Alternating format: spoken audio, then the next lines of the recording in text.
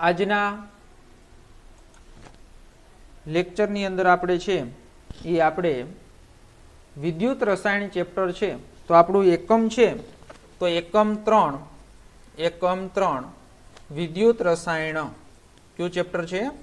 વિદ્યુત રસાયણ વિજ્ઞાન. તો વિદ્યુત રસાયણ વિજ્ઞાન છે એની અંદર આ ચેપ્ટરની અંદર આપણે 3 જ ટોપિક છે એનો આપણે અભ્યાસ કરવાનો છે. તો એની અંદર વિદ્યુત રસાયણ વિજ્ઞાન છે તો એ ચેપ્ટર છે એ સરળ છે, અને સાથે સાથે કે ભાઈ જે અઘરાઓ મુદ્દાઓ હતા મોલર વાહકતા, અવરોધકતા, તો એ બધા મુદ્દાઓ છે એ શું કરી નાખ્યું છે? કાઢી નાખ્યા છે. એટલે એની અંદર સામાન્ય જે 3 જ આપણે ટોપિક છે એ 3 જ ટોપિક ભણવાના છે, એટલે આખું ચેપ્ટર છે એ તમારું શું થશે? પૂર્ણ થઈ જશે. ઓકે, હાલો તો આજના લેક્ચરની અંદર આપણે વાત કરીએ વિદ્યુત રસાયણ વિજ્ઞાન. તો એની અંદર વિદ્યુત રસાયણ વિજ્ઞાન છે તો એ બધાને તમને ખબર છે કે પ્રાથમિક માહિતી પહેલા તમને સમજાવી દઉં કે ભાઈ વિદ્યુત રસાયણ વિજ્ઞાન, તો એની અંદર આપણે રાસાયણિક પ્રક્રિયાઓ દ્વારા છે એ શું કરવું છે? તો રાસાયણિક પ્રક્રિયાઓ દ્વારા છે એ આપણે વિદ્યુત ઉર્જા ઉત્પન્ન કરવી છે. કઈ પ્રક્રિયાઓ દ્વારા? રાસાયણિક પ્રક્રિયાઓ દ્વારા. તો રાસાયણિક પ્રક્રિયાઓ દ્વારા આપણે શું કરવું છે? તો રાસાયણિક પ્રક્રિયાઓ દ્વારા છે એ આપણે વિદ્યુત ઉર્જા છે એ શું કરવું છે? ઉત્પન્ન કરવી છે. શું ઉત્પન્ન કરવું છે? વિદ્યુત ઉર્જા. તો એની અંદર આપણે એમ પણ કહી શકાય કે ભાઈ રાસાયણિક પ્રક્રિયાઓનું છે વિદ્યુત ઉર્જાની અંદર શું કરવું છે? તો વિદ્યુત ઉર્જાનું રૂપાંતરણ છે એ કરવું છે. અને તેનાથી વિપરીત આપણે બધાને ખબર છે કે ભાઈ જો રાસાયણિક પ્રક્રિયા છે એ કેવી હોય? સ્વયંપૂરિત હોય. તો રાસાયણિક પ્રક્રિયાઓ છે એ રાસાયણિક પ્રક્રિયાઓમાંથી આપણે એની વિદ્યુત ઉર્જા છે એ શું કરી શકાય? તો વિદ્યુત ઉર્જા ઉત્પન્ન છે એ ઉત્પન્ન કરી શકાય. ઓકે, અને એવી જ રીતે કે ભાઈ કોઈ પ્રક્રિયાઓ એવી હોય કે જે બિન સ્વયંપૂરિત હોય. કેવી પ્રક્રિયાઓ હોય? બિન સ્વયંપૂરિત. તો બધાને ખબર છે કે બિન સ્વયંપૂરિત પ્રક્રિયાઓ એટલે કેવી પ્રક્રિયાઓ થશે? તો બિન સ્વયંપૂરિત એટલે તમને ખબર છે કે ભાઈ પ્રક્રિયા આપમેળે થતી હોય નહીં. તો જો પ્રક્રિયા આપમેળે ન થતી હોય તો એને તમારે શું કરવું પડે? તો તમારે એને છે વિદ્યુત ઉર્જા આપવી પડે, તો પ્રક્રિયા છે એ પ્રક્રિયા શક્ય બને. ઓકે, એટલે એકબીજાના છે એ શું છે? તો એકબીજાના વિરુદ્ધ જ પ્રક્રમો છે કે ભાઈ રાસાયણિક પ્રક્રિયાઓમાંથી વિદ્યુત ઉર્જા મેળવી શકાય, અને એવી રાસાયણિક પ્રક્રિયાઓ જે સ્વયંપૂરિત થતી નથી તો તે પ્રક્રિયા છે એ પ્રક્રિયાની અંદર વિદ્યુત ઉર્જા આપી અને તે રાસાયણિક પ્રક્રિયાઓને શક્ય છે એ બનાવી શકાય. ઓકે, હાલો હવે આપણે આની અંદર વાત કરવી છે. તો આ ચેપ્ટરની અંદર આપણે વિદ્યુત રસાયણ વિજ્ઞાન વિશે છે એ શું કરવાનો છે? તો વિદ્યુત રસાયણ વિજ્ઞાન વિશે આપણે અભ્યાસ કરવાનો છે. અને વિદ્યુત રસાયણ વિજ્ઞાનના મદદથી આપણે તો મોટી સંખ્યાની અંદર તમને બધાને ખબર હશે કે ભાઈ સોડિયમ હાઇડ્રોક્સાઇડ એટલે શું થાય? NaOH, sodium hydroxide. તો સોડિયમ હાઇડ્રોક્સાઇડ એટલે NaOH. તો સોડિયમ હાઇડ્રોક્સાઇડ એટલે NaOH. ત્યાર પછી ક્લોરીન એટલે Cl2, ફ્લોરિન તો ક્લોરીન એટલે Cl2. પછી ફ્લોરિન એટલે F2. તો આવા બધા જ રસાયણો છે. તો એ રસાયણો બનાવવા માટે આપણે છે એ શું કરીએ છીએ? તો આવા ઘણા બધા રસાયણો છે એ વિદ્યુત રાસાયણિક પદ્ધતિઓ દ્વારાથી શું કરી શકાય? આપણે ઉત્પાદન છે એ ઉત્પાદન કરી શકાય. તો આપણે આગળ આવશે જ સોડિયમ હાઇડ્રોક્સાઇડ, ક્લોરીન, ફ્લોરિન જેવા સંયોજનો છે, અથવા તો એવા ઘણા બધા સંયોજનો છે. તો એ વિદ્યુત રસાયણ વિજ્ઞાનનો ઉપયોગ કરી અને આપણે શું કરી શકીએ છીએ? તો બનાવી શકીએ છીએ. ત્યાર પછી આપણે એની અંદર વાત કરીએ કે ભાઈ બીજી વાત કરીએ બેટરી અને બળતણ કોષ. તો બધાને ખબર છે કે ભાઈ બેટરી અથવા તો એને આપણે બળતણ કોષ તરીકે ઓળખીએ છીએ.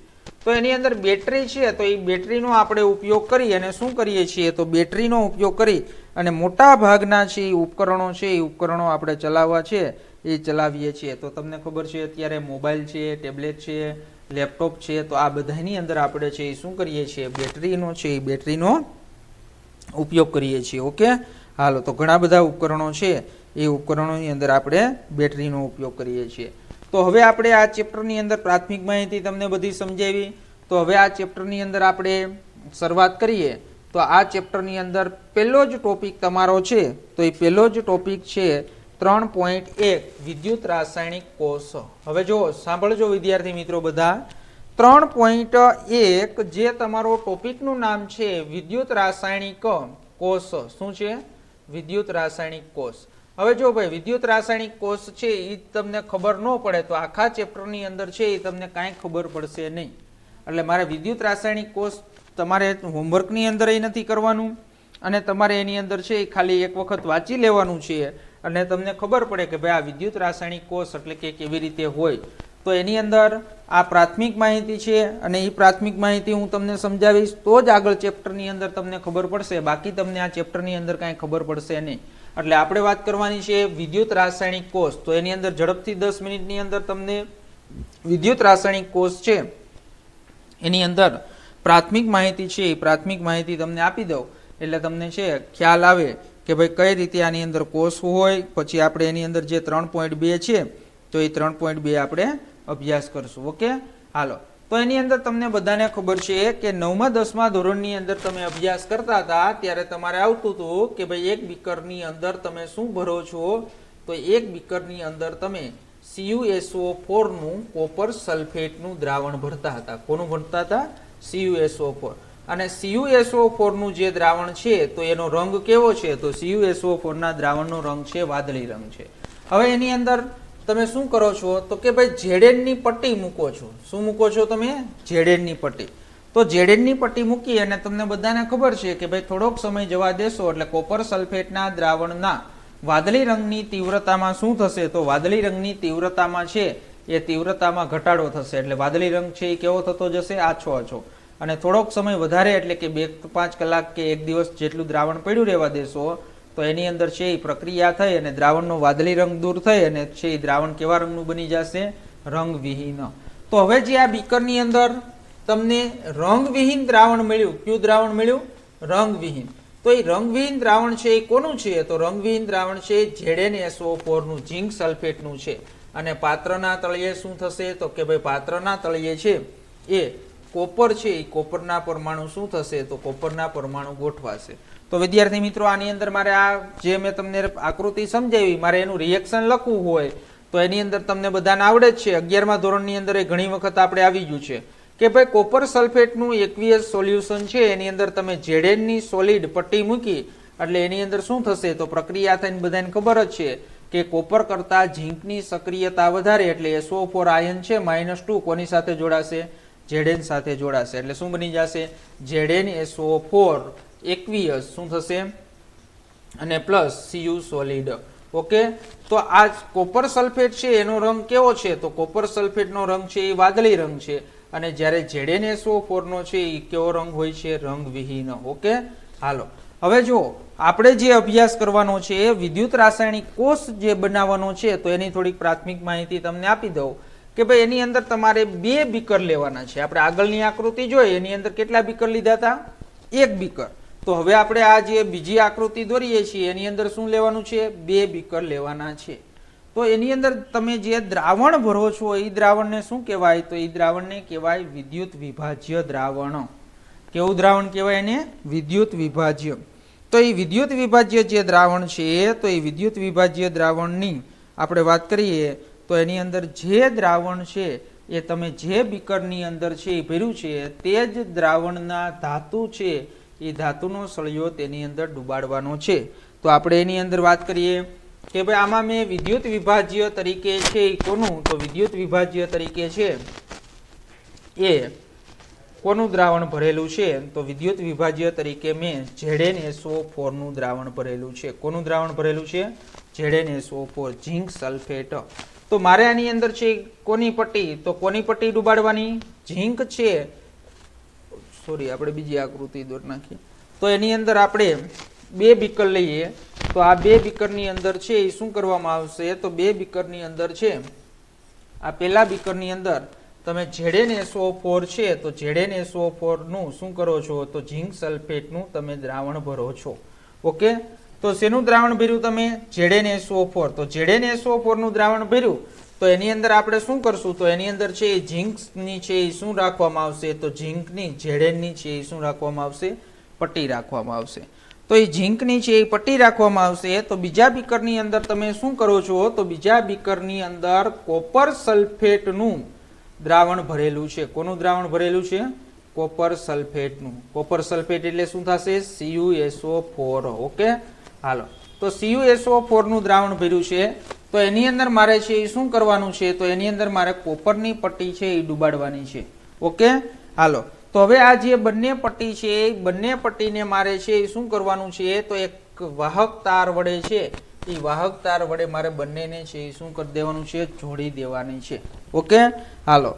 તો જ્યારે તમે છે એ બંનેને શું કરશો, જોડી દેશો, ત્યારે શું થશે, તો એની અંદર ઇલેક્ટ્રોનનું વહન છે એ કોનાથી કોના તરફ થશે. તો ખાસ જો વિદ્યાર્થી મિત્રો સમજજો કે ભાઈ ઇલેક્ટ્રોન છે તો ઇલેક્ટ્રોનનું વહન કોના તરફ થશે, તો ઇલેક્ટ્રોનનું વહન છે એ Zn થી Cu તરફ છે એ કોનું વહન થાય છે, તો કે ઇલેક્ટ્રોનનું વહન થાય છે. કોનું વહન થાય છે, ઇલેક્ટ્રોનનું વહન. ઓકે, હાલો. અને એની અંદર છે આયનોને સંતુલિત રાખવા માટે યુ આકારની એક કાચની ટ્યુબ છે, એ કાચની ટ્યુબને બે બાજુ છે એ શું કરવામાં આવશે, તો બે બાજુ છે એ ડુબાડવામાં આવશે. અને એની અંદર છે અગર અગર કેમિકલ ભરેલું હશે અને એ જે કાચની ટ્યુબ છે એને આપણે કહેવાશે ક્ષાર ચેતુ. શું કહેવાશે એને, ક્ષાર ચેતુ. તો એ કોનું, આયનોનું સંતુલન માટે છે એ ક્ષાર ચેતુનો ઉપયોગ કરવામાં આવશે. બીજું તમે ફિઝિક્સની અંદર ભણતા જશો કે ભાઈ જે દિશાની અંદર શું થશે કે ઇલેક્ટ્રોનનું વહન જે દિશાની અંદર થતું હોય તેના કરતાં વિરુદ્ધ દિશાની અંદર કોનું વહન થાય, તો તેના કરતાં વિરુદ્ધ દિશાની અંદર વિદ્યુત પ્રવાહનું વહન છે. તો એ વિદ્યુત પ્રવાહનું વહન કઈ દિશામાં થશે, તો વિદ્યુત પ્રવાહનું વહન છે તો એ વહન છે એ ક્યાંથી, કોપરથી છે, કોપરથી કોના તરફ થશે, ઝીંક તરફ થશે. ઓકે, અને આ પ્રકારનો જે આપણે કોષ એટલે કે સેલ જે તમે બનાવ્યો તો આને શું કહેવાય, તો આ કોષને છે એ ડેનિયલ કોષ તરીકે ઓળખાય છે. કોના તરીકે ઓળખાય છે, ડેનિયલ કોષ તરીકે ઓળખાય છે. હવે જો આ જે ડેનિયલ કોષ બન્યો તો એની અંદર પ્રક્રિયા કઈ થઈ, તો પ્રક્રિયા જે આપણે આગળ લખી હતી ને એ જ પ્રક્રિયા થશે. કારણ કે જો ઇલેક્ટ્રોન કોણ ગુમાવશે, તો કે Zn, અને ક્યાં જમા થશે, તો કે કોપરની પટ્ટી ઉપર. તો એની અંદર જો તમારે આની પ્રક્રિયા લખવી હોય ડેનિયલ કોષની, અને ડેનિયલ કોષની તો પ્રક્રિયા બધાને લખતા આવડવી જોઈએ, તો જ તમને આ ચેપ્ટર છે એ સમજાશે. એટલે Zn છે એ સોલિડમાંથી અહીં હું પ્રક્રિયા લખું છું, Cu+2 હતા તો એ Cu+2 આયનો છે એ એકવીયસ ઇલેક્ટ્રોન સ્વીકારી નાખશે. એટલે Zn પ્લસ છે એ Zn તમને ખબર છે કે એ બે ઇલેક્ટ્રોન શું કરે, તો ગુમાવે. તો કોપર બે ઇલેક્ટ્રોન મેળવે એટલે શું થઈ જાય પ્રક્રિયાની અંદર, અહીંયા Zn+2 અને પ્લસ શું બની જાય, Cu સોલિડ. ઓકે, આવડે બધાને. હવે આપને બધાને તમને ખબર જ છે એક વસ્તુ ખાસ યાદ રાખવાની છે વિદ્યુત રસાયણ વિજ્ઞાનની અંદર, કે જ્યારે તમે એનું વિદ્યુત વિભાજન અથવા તો કોષ બનાવતા હોય તો એની અંદર બે પટ્ટી હોય. બે પટ્ટી કઈ હોય, એનોડ અને કેથોડ. તો તમને ખબર જ હોવી જોઈએ, યાદ જ હોવું જોઈએ કે એનોડની પટ્ટી ઉપર હંમેશા શું થાય, તો એનોડ ઉપર હંમેશા ઓક્સિડેશન થશે. શું થશે, એનોડ ઉપર હંમેશા ઓક્સિડેશન. અને જ્યારે કેથોડ ઉપર છે એ શું થશે, તો કેથોડ ઉપર છે એ રિડક્શન થશે. શું થશે, કેથોડ ઉપર રિડક્શન. તો એનોડ ઉપર ઓક્સિડેશન થશે અને કેથોડ ઉપર છે એ શું થશે, તો કેથોડ ઉપર શું થશે, રિડક્શન. તો જો Zn માંથી શું બન્યું, તો Zn સોલિડમાંથી Zn+2 બન્યું. તો એને બે ઇલેક્ટ્રોન ગુમાવ્યા. ઇલેક્ટ્રોન એટલે શું થાય, તો ઇલેક્ટ્રોન ગુમાવે તો એને કઈ પ્રક્રિયા કહેવાય, ઓક્સિડેશનની.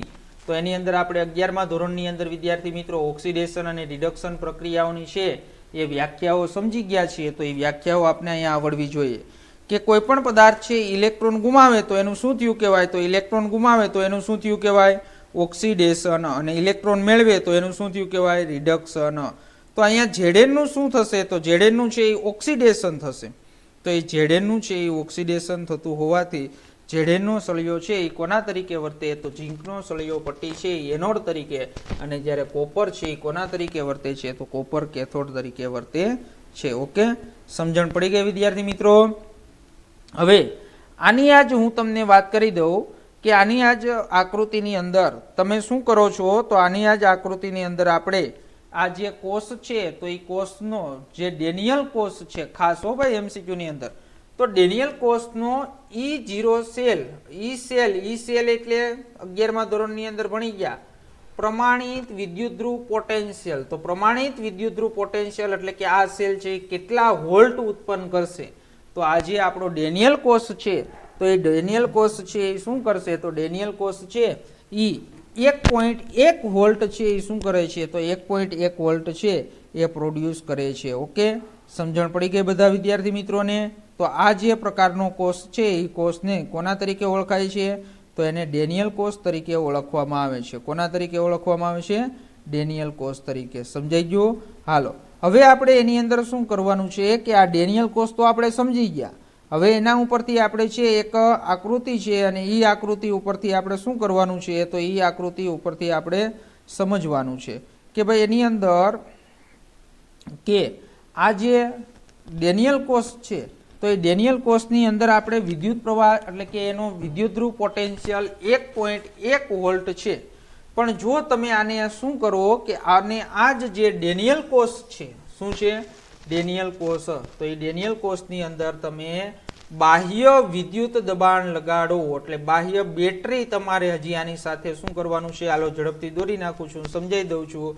આની અંદર ઝેડેનની પટ્ટી છે અને ઝીંક સલ્ફેટનું દ્રાવણ ભર્યું છે. ઓકે, એવું જ બીજું બીકર લ્યો તો બીજા બીકરની અંદર છે એ તમે શું કરો, તો બીજા બીકરની અંદર કોપર સલ્ફેટનું દ્રાવણ લ્યો. શું લ્યો? કોપર સલ્ફેટનું. તો આની અંદર બીજાની અંદર છે એ CuSO4 નું દ્રાવણ લ્યો, CuSO4 નું, અને એની અંદર છે એ કોની પટ્ટી રાખો? કોપરની પટ્ટી. ઓકે, હાલો, હવે આપણે આ જે બે છે એને વિદ્યુત વાહક તાર વડે છે એ શું કરી દેવાનું છે, તો વિદ્યુત વાહક તાર વડે છે એ જોડી દેવાના છે.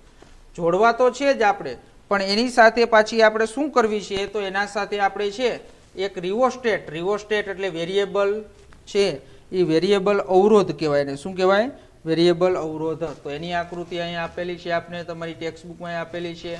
તો આ જે નિશાની છે એને શું કહેવાય, તો આ જે નિશાની છે એને આપણે રિવોસ્ટેટ કહેવાય. શું કહેવાય ને? રિવોસ્ટેટ. અને અહીંયા છે એ શું જોડેલું છે, તો અહીંયા આપણે એની સાથે એક બેટરી છે એ બેટરી જોડી દેવામાં આવે. શું જોડી દેવામાં આવે? બેટરી. તો એની અંદર આપણે છે એ બેટરી જોડી દઈએ. આ છે એ બેટરીની અંદર અહીંયા નાનો નેગેટિવ અને અહીંયા પોઝિટિવ. ઓકે, હાલો, તો આ આપણે છે એની અંદર શું જોડી દીધું? બેટરી જોડી દીધી. હવે જુઓ, ખાસ અહીંયા ધ્યાન રાખજો, આના વચ્ચે છે આયનોના સંતુલન માટે છે એ સંતુલન માટે શું કરીએ છીએ, તો સંતુલન માટે છે એ આપણે ક્ષાર ચેતુની ગોઠવણી કરી દઈએ. ઓકે,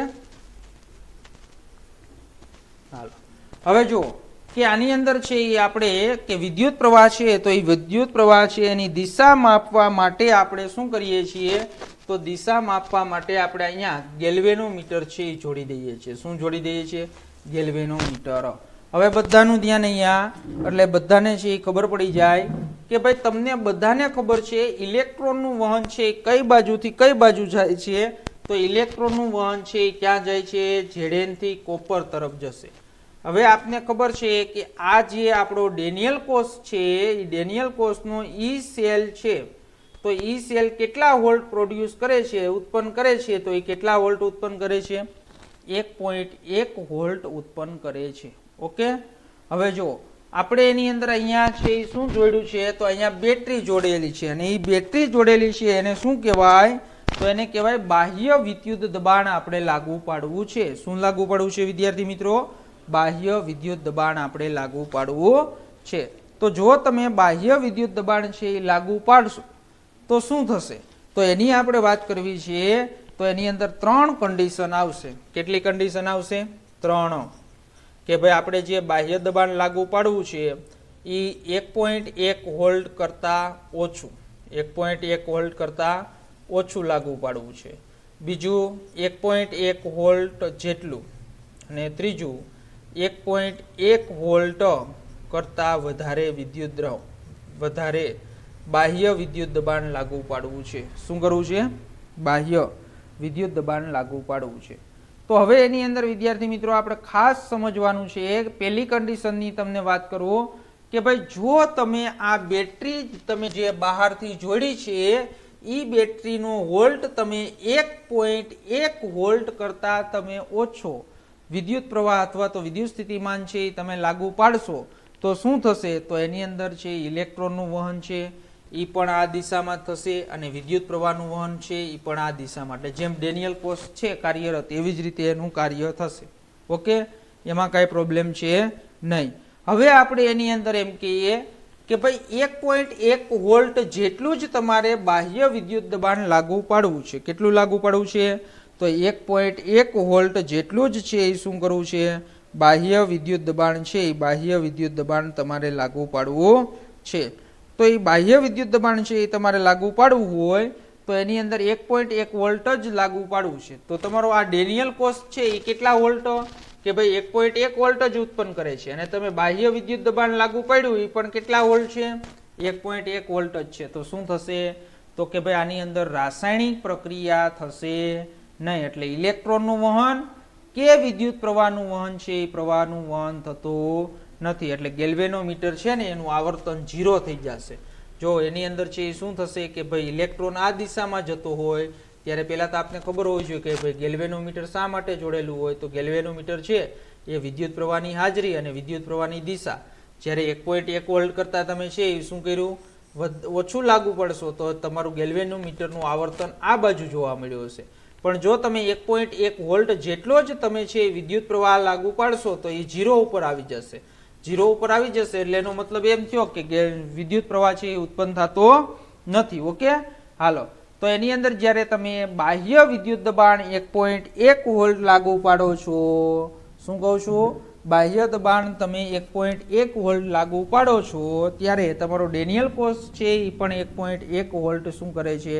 તો 1.1 વોલ્ટ ઉત્પન્ન કરે છે. ઓકે, એટલે એની અંદર છે એ રાસાયણિક પ્રક્રિયા થશે નહીં અને રાસાયણિક પ્રક્રિયા થશે નહીં એટલા માટે શું થશે કે વિદ્યુત પ્રવાહ પણ ઉત્પન્ન નહીં થાય અને ઇલેક્ટ્રોનનું વહન છે એ પણ થશે નહીં. હાલો, ત્રીજી કન્ડિશન.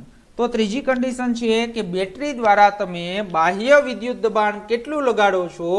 તો કે 1.1 વોલ્ટ કરતા વધારે લગાડો છો.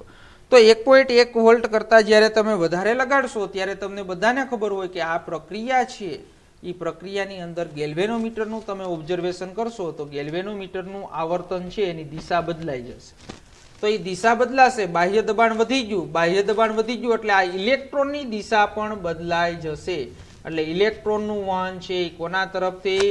કોપરથી ઝેડેન તરફ થશે અને વિદ્યુત પ્રવાહનું છે એ વહન પણ એની પણ શું થશે? દિશા બદલાઈ જશે. ઓકે, તો આખો પોઈન્ટ છે એ તમને સમજાઈ દીધો અને એ સમજવો જ પડે તો જ આગળ બધી રાસાયણિક પ્રક્રિયાઓ છે એ રાસાયણિક પ્રક્રિયાઓ અને કોષની જે આપણે માહિતી મેળવવાની છે તો એ કોષની માહિતી તો જ આવડે. ઓકે, હાલો. તો આ તમને છે એ 3.1 તમારે હોમવર્કમાં કરવાનું નથી પણ એક વખત તમારે શું કરવાનું છે? 3.1 મેં આખું અહીંયા સમજાઈ દીધું બોર્ડ ઉપર તમને. એટલે તમારે એક વખત છે એ વાંચી લેવાનું છે. ઓકે, તો જ આગળ હવે જે તમારો સિલેબસની અંદર મુદ્દો છે 3.2 ગેલ્વેનિક કોષો, તો એ ગેલ્વેનિક કોષો તો જ છે એ તમને સમજાશે. ઓકે, હાલો. તો હવે છે એ ગેલ્વેનિક કોષોની આપણે વાત કરવાની છે તો એની અંદર આપણે છે એ બધા મુદ્દાઓ સમજીએ. ગેલ્વેનિક કોષ 3.2 છે તો એ 3.2 ના બધા મુદ્દાઓ છે એ આપણે શું કરવાનું છે? તો 3.2 ના બધા જ મુદ્દાઓનો આપણે અભ્યાસ કરવાનો છે. ઓકે, હાલો. તો હવે એની અંદર ત્યાર પછીનું હવે આપણે અહીંયા ચેપ્ટર તમારા માટેનું જે છે એ સ્ટાર્ટ થાય પણ 3.1 બધાય વાંચી લેજો નકર આગળ હવે જે સમજાવીશ એ કાંઈ ખબર પડશે નહીં. ઓકે, હાલો. 3.2 ની આપણે વાત કરવી છે ગેલ્વેનિક કોષ. શેની વાત કરવી છે આપણે? ગેલ્વેનિક કોષ. તો ગેલ્વેનિક કોષો છે તો એ ગેલ્વેનિક કોષોની આપણે માહિતી મેળવવી છે. ઓકે, તો હમણાં જે આપણે વાત કરી કે ભાઈ ગેલ્વેનિક કોષ છે એ એક પ્રકારનો વિદ્યુત રાસાયણિક કોષ જ છે અને જે સ્વયંપૂરિત રેડોક્સ પ્રક્રિયાની શું કરે છે? રાસાયણિક ઉર્જાનું વિદ્યુત ઉર્જામાં પરિવર્તન કરે છે. તો એ તો બધાને ખબર હોય, કોષો હોય તો એ શું કરે? તો રાસાયણિક ઉર્જાનું છે એ રાસાયણિક ઉર્જાનું શેની અંદર રૂપાંતરણ થાય? તો રાસાયણિક ઉર્જાનું છે એ વિદ્યુત ઉર્જામાં છે એ શું થશે?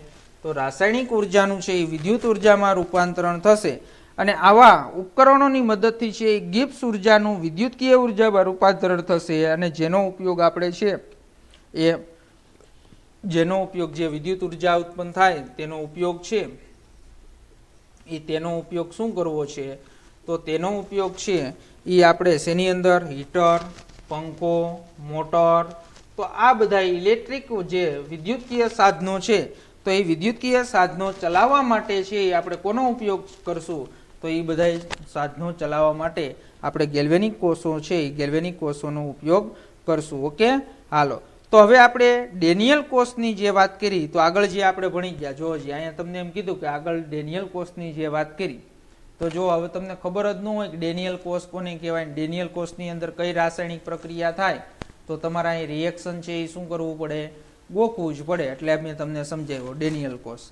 તો હવે આપણે બધા જ ઉદાહરણની અંદર, આખા ચેપ્ટરની અંદર બધે જ શબ્દ આવશે ડેનિયલ કોષના રિએક્શન પ્રમાણે, ડેનિયલ કોષ પ્રમાણે.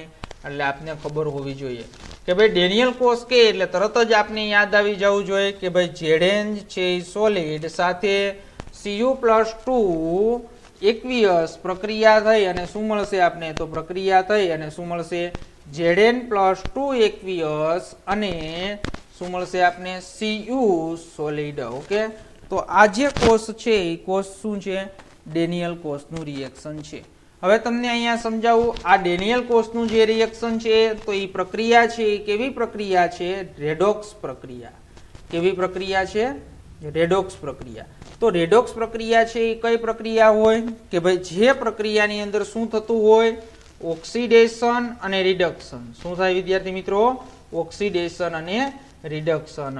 તો ઓક્સિડેશન અને રિડક્શનની પ્રક્રિયા, બંને પ્રક્રિયા થતી હોય તો એ પ્રક્રિયાને કઈ પ્રક્રિયા કહેવાય, રેડોક્સ પ્રક્રિયા કહેવાય છે. ઓકે, હવે આપને ખબર છે કે ભાઈ આ રેડોક્સ પ્રક્રિયા છે એટલે એની અંદર શું થશે, ઓક્સિડેશન અને રિડક્શન. શું થશે વિદ્યાર્થી મિત્રો, ઓક્સિડેશન અને રિડક્શન.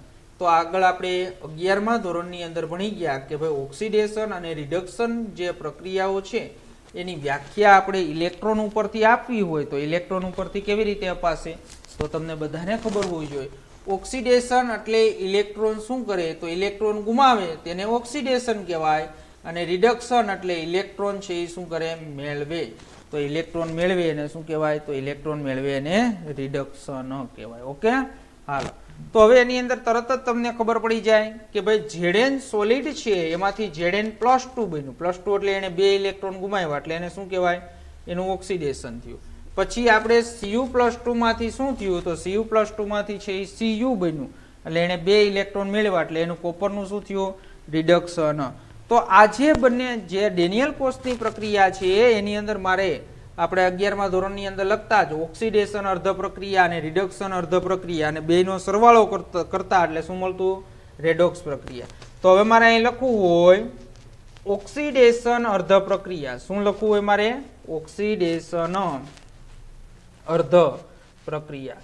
તો ઓક્સિડેશન અર્ધ પ્રક્રિયા આપણે સમજવું છે અને રિડક્શન અર્ધ પ્રક્રિયા સમજવું છે. શું કરવું છે, રિડક્શન છે એ રિડક્શન અર્ધ પ્રક્રિયા. ઓકે, તો ઓક્સિડેશન અર્ધ પ્રક્રિયા અને રિડક્શન અર્ધ પ્રક્રિયા છે તો એ અર્ધ પ્રક્રિયાની વાત કરીએ તો ઓક્સિડેશન કોનું થયું, તો કે ભાઈ ઝીંકનું. તો ZN સોલિડ હતો તો ZN સોલિડ છે એ શું કરે છે, તો એ ZN+2 છે એકવિયસ એટલે એને 2 ઇલેક્ટ્રોન ગુમાવ્યા એટલે આ કઈ પ્રક્રિયા થઈ, ઓક્સિડેશન. એવી જ રીતે Cu+2 છે તો Cu+2 છે એકવિયસ છે તો એ ZN જે 2 ઇલેક્ટ્રોન ગુમાવ્યા એ કોપરે 2 ઇલેક્ટ્રોન મેળવી લીધા અને કોપરે જે 2 ઇલેક્ટ્રોન મેળવ્યા એ શું બની ગયું, Cu સોલિડ બની ગયું. શું બની ગયું, Cu સોલિડ. ઓકે, તો એની અંદર આ જે પ્રક્રિયા છે એ ઓક્સિડેશન અર્ધ પ્રક્રિયા અને રિડક્શન અર્ધ પ્રક્રિયા તમને લખતા આવડવી જોઈએ. અને આ બંનેનો આપણે સરવાળો કરતા હતા તો સરવાળો કરતા છે એ કઈ પ્રક્રિયા થાય, રેડોક્સ પ્રક્રિયા.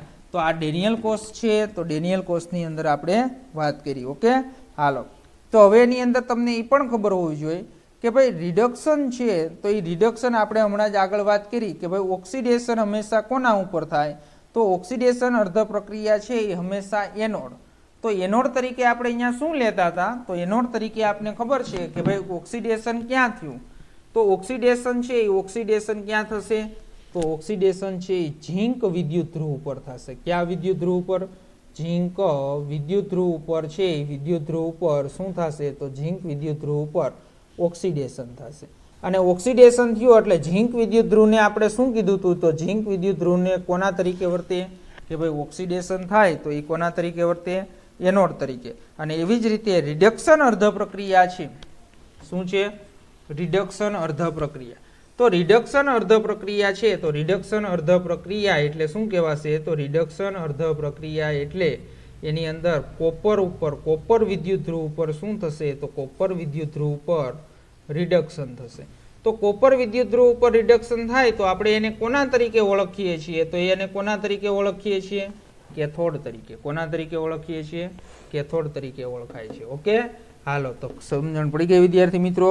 અને બંને જે અર્ધ પ્રક્રિયાઓ છે એને અર્ધકોષ અથવા તો રેડોક્સ યુગ્મ તરીકે ઓળખાય. કોના?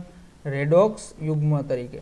તો રેડોક્સ યુગ્મ તરીકે છે એ યુગ્મ તરીકે શું કરાય? તો રેડોક્સ યુગ્મ તરીકે છે એને આપણે શું કરીએ છીએ? ઓળખીએ છીએ. ઓકે, અને કોપર વિદ્યુત ધ્રુવને છે એ રિડક્શન અર્ધકોષ અને ઝીંક ધ્રુવને ઓક્સિડેશન અર્ધકોષ તરીકે પણ ઓળખાય છે. સમજણ પડી? હાલો, હવે આપણે આગળ વાત કરીએ તો આપણને બધાને ખબર છે કે જુદા જુદા અર્ધકોષોના સંયોગીકરણથી ડેનિયલ કોષની ભાત પર પણ અસંખ્ય ગેલ્વેનિક કોષોની રચના કરી શકાય છે અને દરેક અર્ધકોષ છે એ ધાત્વીય ધરાવે છે અને જે વિદ્યુત વિભાજ્યમાં ડૂબાડેલા હોય તો આ બંને અર્ધકોષોને છે વોલ્ટ મીટર મારફતે છે ધાત્વીય વાયર બાહ્ય રીતે સ્વિચથી જોડવામાં આવે છે અને બંને અર્ધકોષોને છે વિદ્યુત વિભાજ્યને શું કરવામાં આવે? આપણે આગળ આકૃતિ જોઈ તે રીતે દર્શાવ્યા પ્રમાણે ક્ષાર ચેતુ મારફતે જોડવામાં આવે છે. અને અત્યારે આપણે હાલના સમયની અંદર છે તો એ હાલના સમયની અંદર તમને બધાને ખબર હશે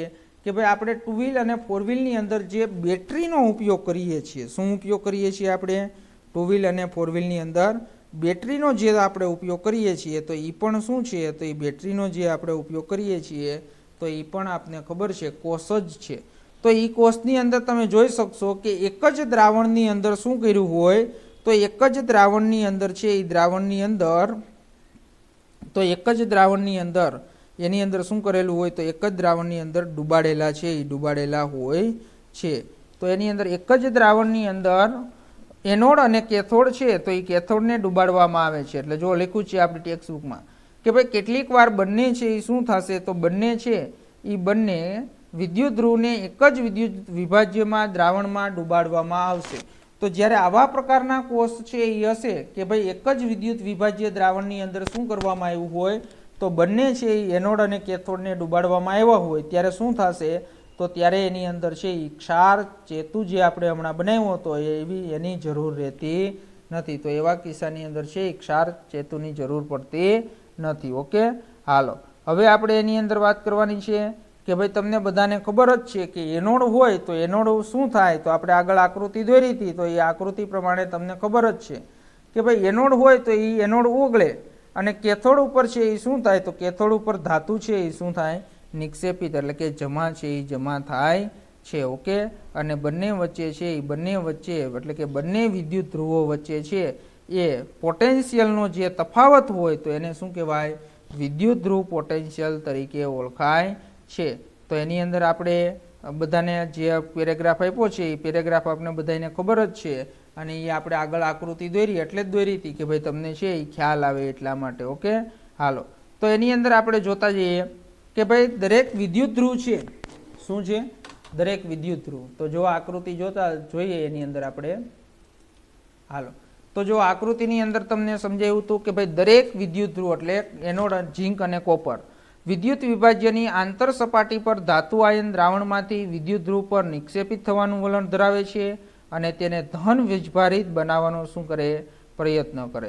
અને આ જ સમયે છે બીજા વિદ્યુત ધ્રુવના ધાતુ પરમાણુઓને આયન તરીકે દ્રાવણમાં જવાનું વલણ ધરાવશે અને તે વિદ્યુત ધ્રુવ પર છે ઇલેક્ટ્રોન છોડીને જશે, તેથી તેને ઋણ વીજભારિત બનાવવાનો પ્રયત્ન કરશે.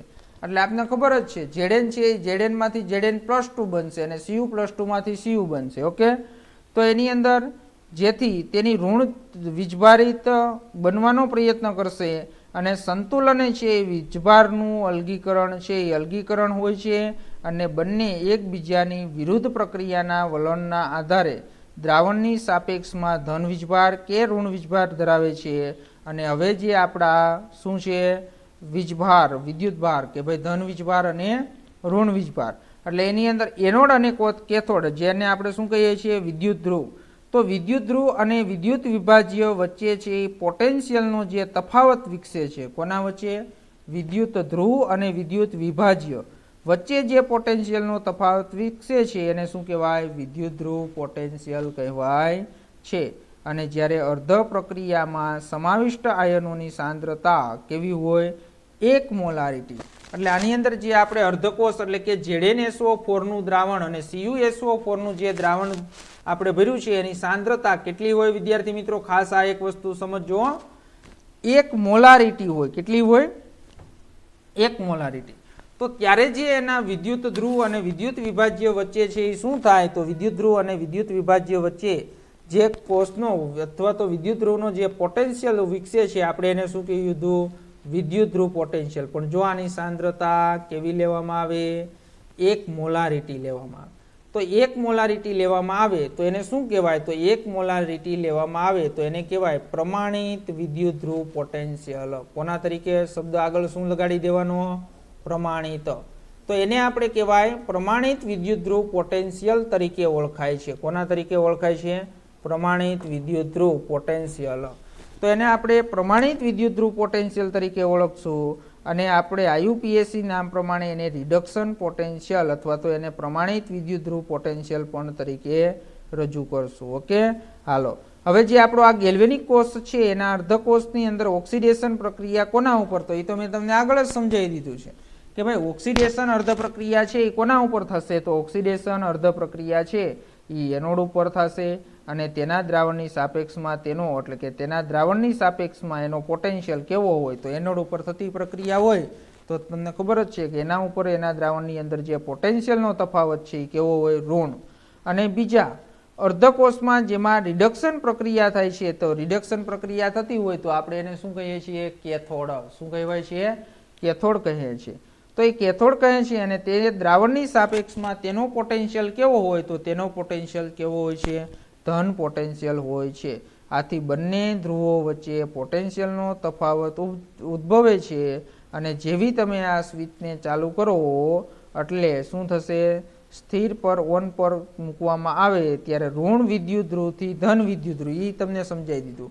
ઋણ વિદ્યુત ધ્રુવથી ધન વિદ્યુત ધ્રુવ તરફ ઇલેક્ટ્રોનનો પ્રવાહ જશે અને વિદ્યુત પ્રવાહનો વહન છે એ હંમેશા તમને હમણાં જ કીધું હતું કે ભાઈ ઇલેક્ટ્રોનના પ્રવાહની દિશાથી કેવો હોય? તો ઇલેક્ટ્રોનના પ્રવાહની દિશાથી છે એ વિરુદ્ધ દિશામાં હોય છે. ઓકે, ખબર પડી ગઈ? હાલો, હવે આપણે એની અંદર છે એ વિદ્યુત ધ્રુવનો જે પોટેન્શિયલનો તફાવત જે આપને મળ્યો એને આપણે શું કહ્યું છે? કોષ પોટેન્શિયલ પણ કહેવાય છે. અને એ કોષ પોટેન્શિયલ શેની અંદર માપવામાં આવે છે? તો કોષ પોટેન્શિયલ છે એ કે ગેલ્વેનિક કોષમાં વ્યાખ્યાન લખી દઉં તમને. ગેલ્વેનિક કોષમાં તો ગેલ્વેનિક કોષના બંને વિદ્યુત ધ્રુવો છે એ બંને વિદ્યુત ધ્રુવો એટલે શું થશે? એનોડ અને કેથોડ. તો બંને વિદ્યુત ધ્રુવો વચ્ચેના પોટેન્શિયલ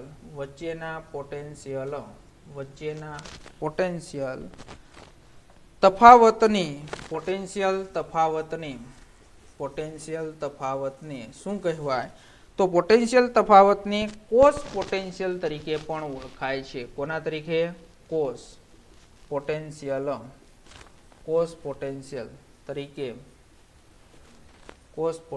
તરીકે ઓળખાય છે. ઓકે, હાલો.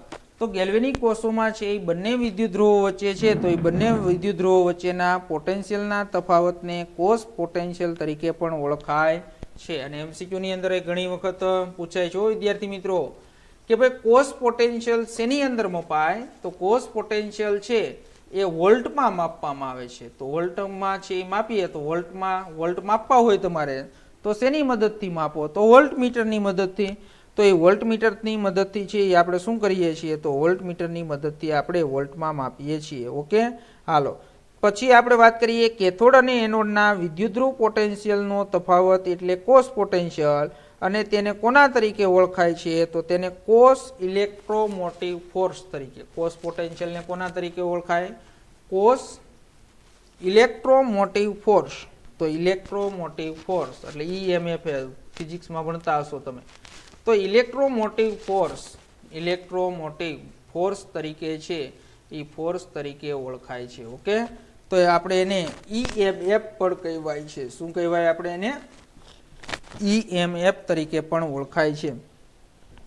તો જ્યારે કોઈ કોષમાંથી પ્રવાહ ખેંચવામાં આવતો નથી ત્યારે તમને ખબર છે કે એવી પ્રણાલી છે કે જે ગેલ્વેનિક કોષના એનોડને ડાબી બાજુ પર અને કેથોડને છે એ જમણી બાજુ પર દર્શાવાય છે. હવે જો વિદ્યાર્થી મિત્રો, હવે જે હું વસ્તુ તમને જે કહી જઈ રહ્યો છું તે તમારો ટોપિક હવેથી મોસ્ટ આઈએમપી છે.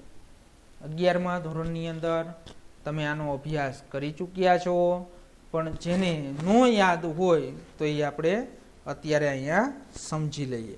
તો એની અંદર આપણે હવે સમજવું છે કે ભાઈ કોષ જે હોય એને લખવો કેવી રીતે.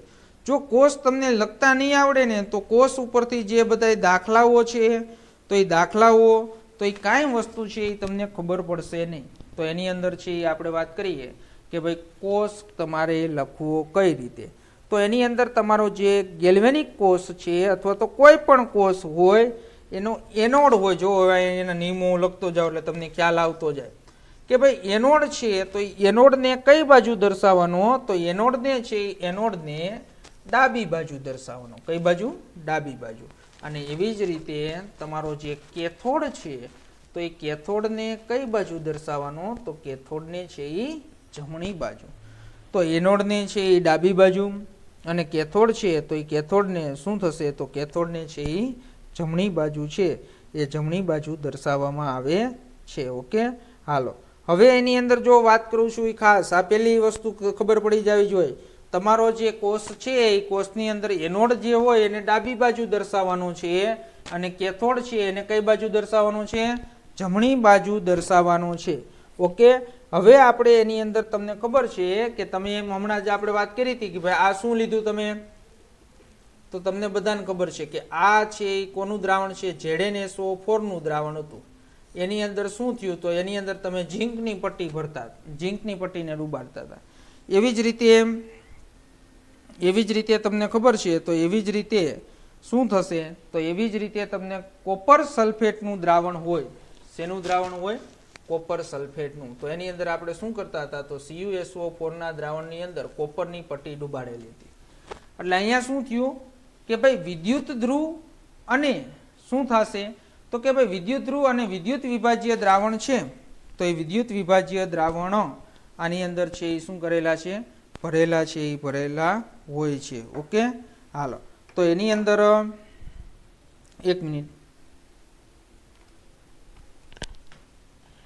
તો તમને બધાને ખબર છે કે દ્રાવણો છે એ દ્રાવણો શું કરેલું હોય, તો દ્રાવણો છે એ દ્રાવણોની અંદર આપણા એનોડ અને કેથોડ છે એ શું કરેલા હોય, ડૂબાડેલા હોય. તો હવે આ વસ્તુ એક ખાસ સમજવાની છે કે ધાતુ એટલે શું થયા આપણા એનોડ અને કેથોડ.